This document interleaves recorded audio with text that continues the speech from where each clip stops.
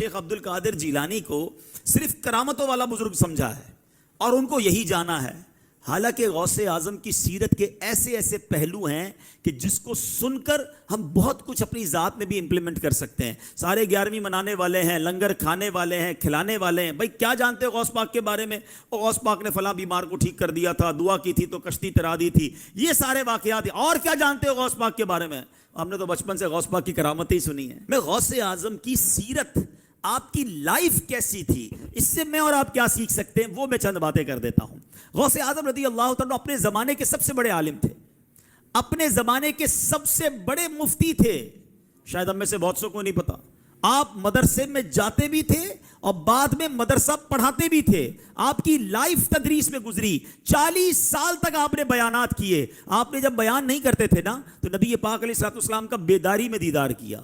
आका ने फरमाया मेरे बेटे बयान क्यों नहीं करते?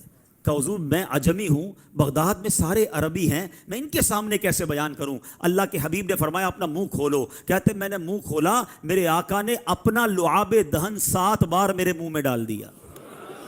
हाय हाय। थोड़ी देर बाद शाम हुई तो मौला अली का दीदार हुआ।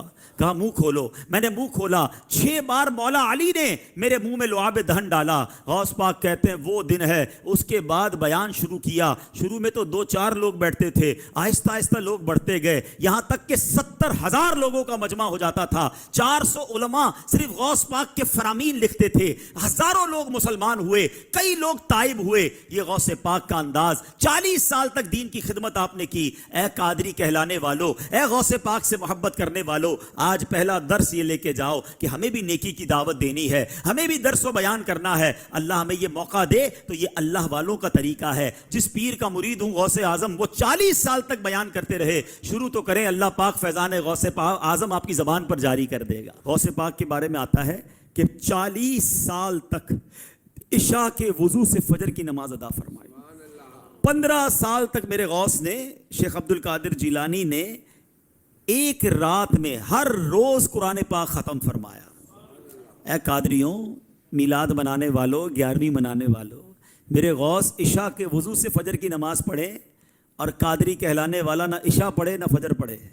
सच बताओ ना, ये कैसी गौस पाक की गुलामी है?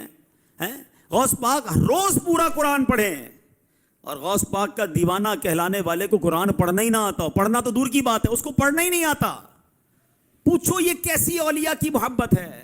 ये मकाम और मर्तबा देखो उनका। मोहब्बत हम सबको है गौसे आजम से, मगर उनके फुट स्टेप पर, उनके नक्शे कदम पर कौन चलने के लिए तैयार है? क्या सिर्फ लंगर खाना, 11वीं मनाना, नारे लगाना, यही 11वीं, यही गौस पाक से मोहब्बत है? नहीं मेरे प्यारे इस्लामी भाइयों।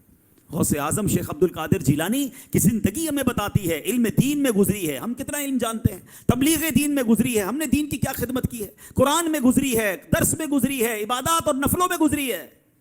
प्लीज अपनी जिंदगी में इन चीजों को लेकर आएं।